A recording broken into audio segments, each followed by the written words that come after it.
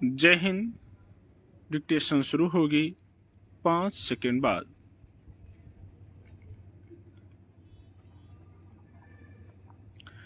कल्पना कीजिए कि एक व्यक्ति अपनी राह पर चल रहा है और एक नन्ही चींटी उसके पैरों के नीचे आ जाती है, लेकिन नाक की सीध में चल रहे इंसान को शायद ही जमीन पर चल रही चींटी नजर आती है और वह उसे कुचलता हुआ आराम से आगे निकल जाता है।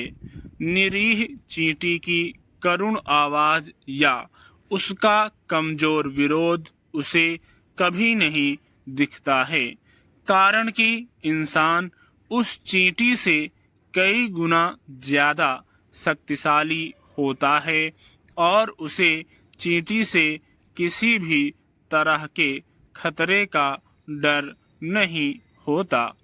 ठीक इस दृश्य के विपरीत यही इंसान जब किसी हिंसक जानवर के चंगुल में फंस जाता है तो उसे अपनी जान और खुद को सुरक्षित रखने के लिए किए गए विरोध की कीमत का पता चलता है।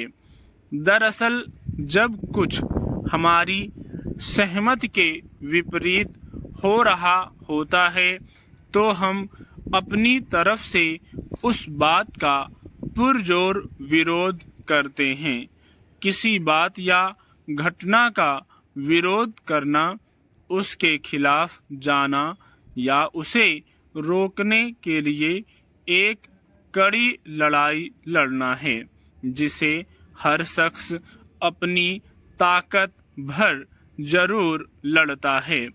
अपने साथ हो रही किसी भी विपरीत घटना के खिलाफ विरोध करना हर जीव का अधिकार है। दिल्ली में 2012 में हुए निर्भया कांड को शायद ही किसी ने भुलाया होगा। आज इस घटना के 12 वर्ष होने के बाद भी माहौल कुछ खास नहीं बदला है।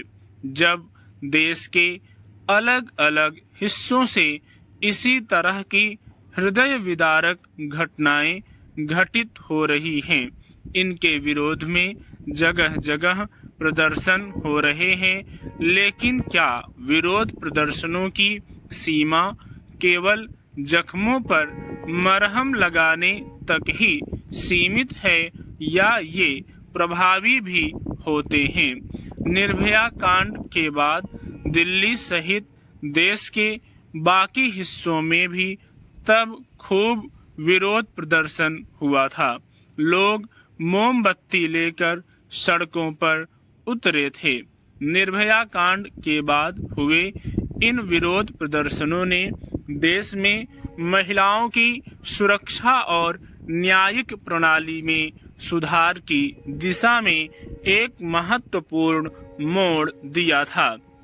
इसने प्रशासन और समाज को यह समझने के लिए मजबूर किया था कि महिलाओं के खिलाफ अपराधों को बर्दाश्त नहीं किया जा सकता और इसके लिए त्वरित और सख्त कार्रवाई की जरूरत है। जनता के विरोध प्रदर्शनों के बाद सरकार ने बलात्कार और यौन अपराधों के खिलाफ कानूनों को सख्त बनाने के लिए आपराधिक कानून अधिनियम 2013 को पारित किया, जिसे आमतौर पर निर्भया कानून कहा जाता है। इस कानून के तहत बलात्कार, यौन उत्पीड़न और यौन शोषण के मामलों में सख्त सजा का प्रावधान किया गया, जिसमें मौत की सजा भी शामिल है। इस घटना के बाद 2015 में किशोर न्याय अधिनियम में संशोधन किया गया, जिससे गंभीर अपराधों में शामिल पाए जाने वाले 16 से 18 वर्ष के किशोर अपराधियों के लिए भी सख्त सजा का प्रावधान किया गया। स्टॉप।